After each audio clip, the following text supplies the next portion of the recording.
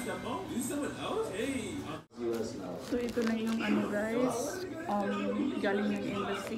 Ay, passport ni Coral. Yan, dalawa na sila.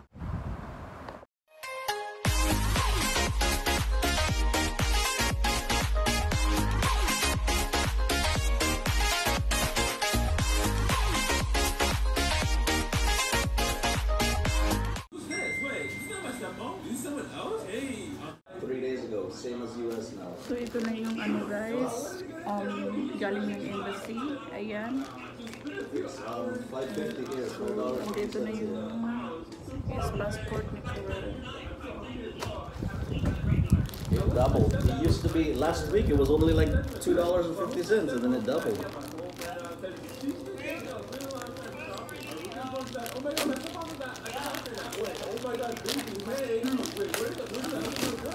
No, not yet.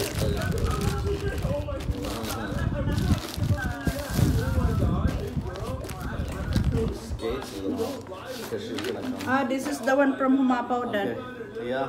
Oh, she got social security number right here. Security. This one. This. Two. Oh my God! Holy shit, here it is. Oh. Yeah. Show that to mom.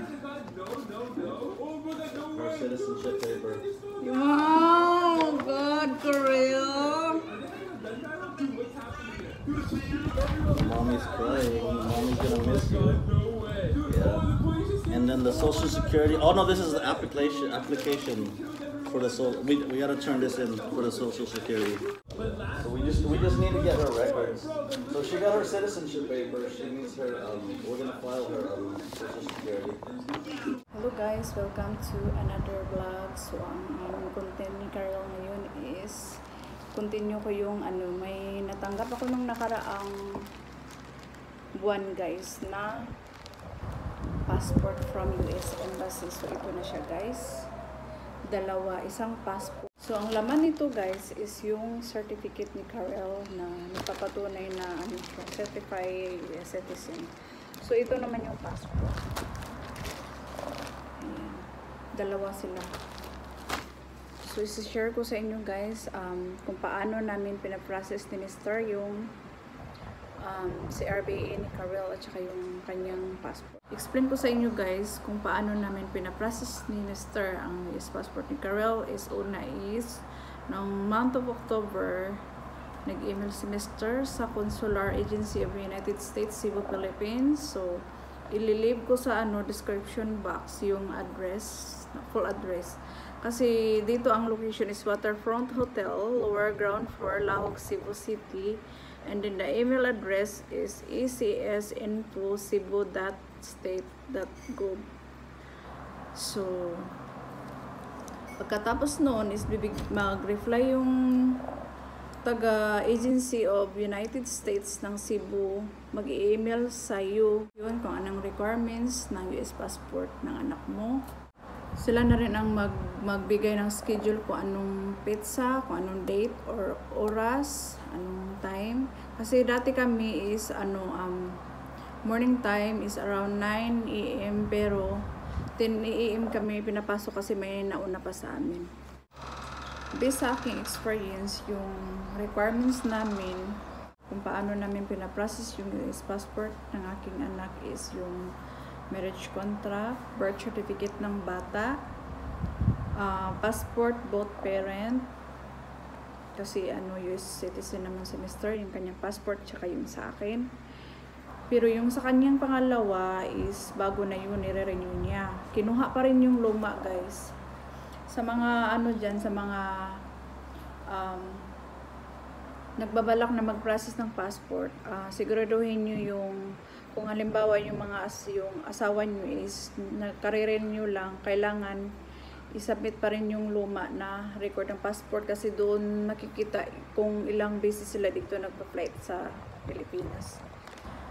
So, passport both parent at saka kasi kay Carol wala siyang ID guys. May passport naman siya ng Philippine passport. Yun ang para makapasok kami doon sa embassy, yung Philippine passport niya. And then 3 months na tax record kung yung asawa mo nagwo-work doon sa States. And then si Mr. kasi kumpleto din siya, and then yung sa work niya kasi ano naman siya, US Army yung DD-14 niya. And then ultrasound, ang sa akin naman guys, wala akong ultrasound dahil how many years na, 9 years old na yung aking anak is nawawala, hindi na itabi nung doktor ng OB ko kung saan ako nanganak sa aking bunso. So, medical records kung saan mo pinanganak yung anak mo. And then, sa akin, nanigurado na ako guys, kumuha na rin din ako ng immunized record ng aking anak. And then, yung both 3H pictures, 2x2 passport size. Bali, sa inyong tatlo is 3H kayo na pictures, 2x2 passport size. And then, proof of picture nung binuntis mo yung anak mo at saka nung infant until siya, na tutong maglakad guys.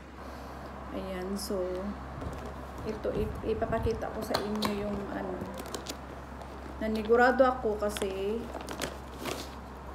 yun ang din kung sa akin kasi doon kami kinasal ni Mr. sa Korea, kaya nagpa-copy na rin din ako yung mga picture namin doon sa Korea kung saan kami nag-meet, kinasal, and then pag-uwi ng Pinas, and then ito yung sa picture ng aking bunso, ayan. And then infant pa siya until nag-toddler, ayan. Ito, maraming picture, so advice ko lang sa inyo kung nagbabala kayo is kumplituhin nyo na mga and then kinuha rin din yung kasi naka 4 times of renew na passport kasi 2 beses ako nakapunta ng Korea. Kinuha din ng embassy guys, tinitingnan yung mga reports ko at saka yung mga luma ng passport pati sa aking eldest son kasi dinala ko rin din siya sa Korea nung 2006. After sinabit namin guys, magbabayad ka doon sa sa window 2 ng ito siya guys, yung resibo sa passport ni Karel. Report of birth, yung binayad ni Mr. is $100. And then sa kanya namang passport is 115, so umabot siya ng $215 lahat guys, kasama na yung report of birth abroad. Ayan, hindi siya maklaro hanap. Ayan. And then after niyan, sabi ng doon embassy na mag-email or tatawag sila kung anong next step namin gagawin. So after 3 weeks guys, tumawag yung ng embassy ng Manila na ganito ganoon, yung may kulang pa. So may kulang nga doon si Mr. na requirements yung sa work niya na yung DD-14. So ito, hindi ko lang ito ipapakita guys. Ito yung sinubmit. So kinuha na naman yung yung record ni Mr. pati yung copy ng old passport niya at sinasend na naman namin sa LBC from Butuan through US Embassy in Manila guys. So tumawag na naman mga after mga 1 week na hindi nila ma-accept yung affidavit of gumawa kasi ako ng affidavit of loss kasi yung ultrasound ko hindi nakikita ng ng OB na nagpaanak sa akin kasi for how many years na raw is 9 years. And then so may second option kami is yung DNA test. Kaming tatlo nagpa-DNA test kami. So yun na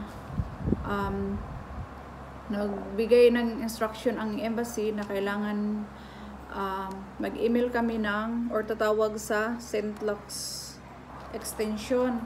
So ito na guys,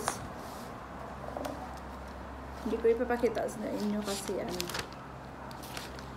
Ito yung ano galing ng ng embassy, and then pinakopy na lang ni Mr. Pinaserox na lang niya para dalhin namin doon sa St. Luke's. Ito yung ayan dyan naka-check dyan, may DNA test dyan nakalagay guys.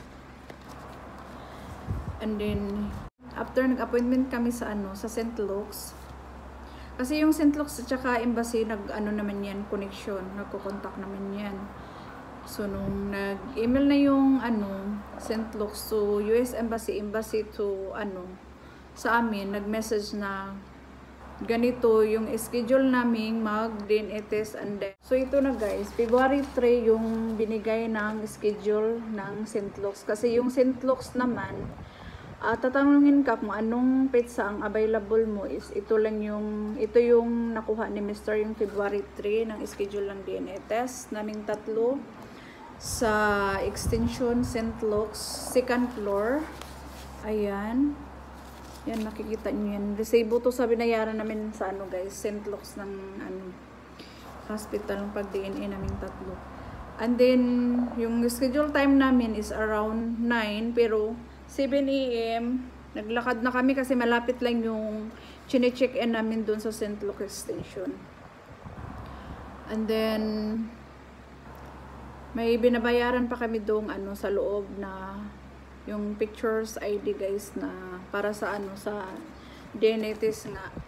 Ayun, then pumunta kami sa 4th floor, doon si Mr. nagbabayad sa aming DNA test tatlo. Then 10 AM, after namin nagbayad sa St. Luke's, 10 AM kailangan dumiretso na kami ng embassy kasi doon magaganap yung DNA test yung tatlo sa loob. Kailangan yung nakalimutan ko, window 8 or 9 ba yung napuntahan namin. May yung window doon na American girl na titingin siya kung kasi isa-isa kayo i-DNA dito sa right side is 5 pieces, and then dito sa left side is 5 pieces. Walawagin ng ng iwawalwag yung bunganga mo dito ng ng parang maliit na stick. Ayan, base lang yan sa aking na experience guys, kasi ito ang last ng requirements ng embassy.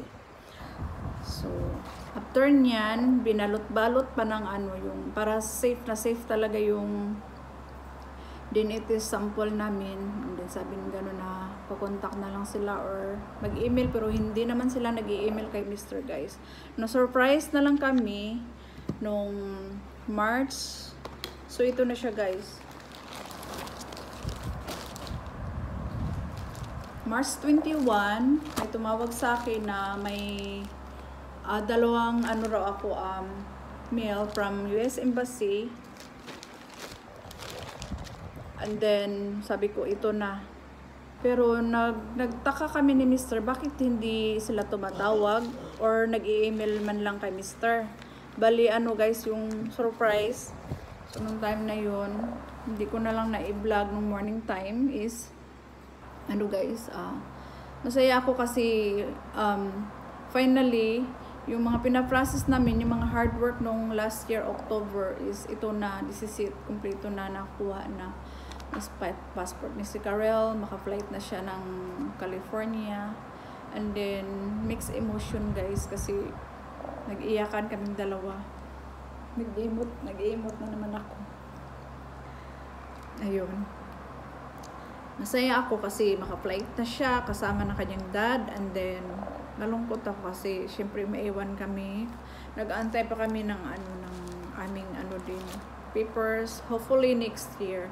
So ito na guys, i-share ko na sa inyo para makita nyo na yung So ito na siya guys, i-open ko na. Tcharam! Ayan, dalawa na sila. Yes, passport, low passport ni Mr. And then ito, hindi ko na lang ipapakita guys ha. Ito ang kanyang picture ni Karel, yan. And then yung next na guys is May binalik ng embassy sa akin na ano, yung record ng aking ano, prenatals record. Ayan. Binalik nila sa akin. Ayan. And then, ito na siya guys.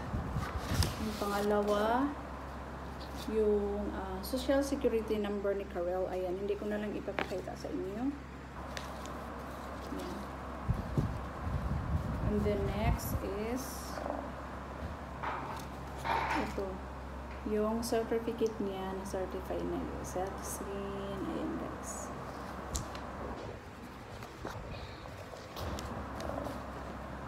So, ayan.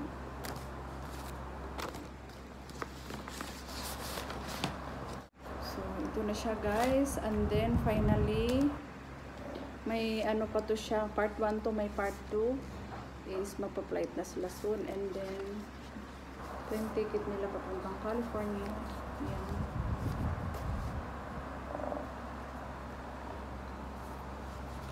So malungkot ako na anong alis sila, pero tatag at stay strong lang ako kasi ano, alam ko naman na yung papers din namin is papunta din doon na ano, kagaya nung pinaprocess namin last year. Ayan, kunting tiis lang at saka patient lang. So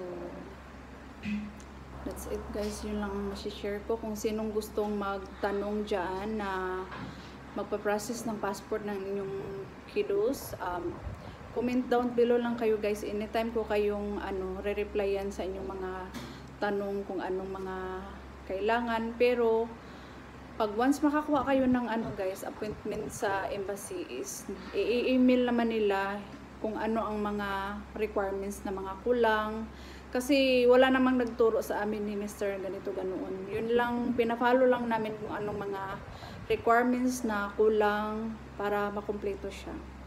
So that's it guys, ito lang yung may share ko. And then may part 2 sa pag drop ko sa airport sa kanila soon, ilang days na lang, 15 days to go na lang guys. May part 2 akong vlog na pa-flight papuntang Manila to California, and then pagdating nila ng California guys. So Smells good. see, are you happy and excited?